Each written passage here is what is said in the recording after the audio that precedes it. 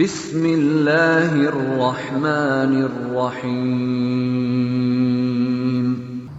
السلام علیکم دوستو، میرا نام عاطف امجد اور سنو سمجھو سیکھو چینل کے ساتھ آپ کی خدمت میں حاضر ہیں ایک نیا ویڈیو لیے۔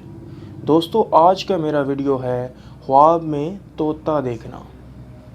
تو چلیں دوستو، آج کا ویڈیو شروع کرتے ہیں۔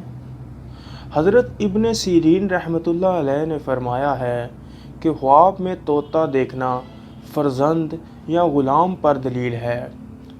اگر کوئی دیکھے کہ طوطا اس کے ہاتھ سے اڑا ہے، دلیل ہے کہ اس کا فرزند یا غلام سفر کو جائے گا۔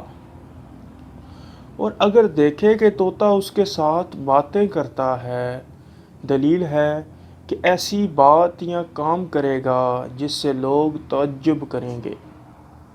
اور مادہ طوطا دوشیزہ لڑکی ہے، اور زمردین یعنی زمرد رنگ کا طوطا، جس طرح کا زمرد پتھر ہوتا ہے اس رنگ کا طوطا دین کی پاکی پر دلیل ہے یا پارسا غلام حاصل کرنے کی دلیل ہے۔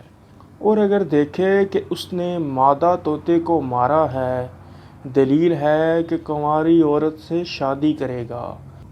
اور اگر دیکھے کہ اس کے منہ یا مقعد سے طوطا نکلا ہے، دلیل ہے کہ اس کے فرزند ہوگا جو اس کی شان میں بری باتیں کہے گا۔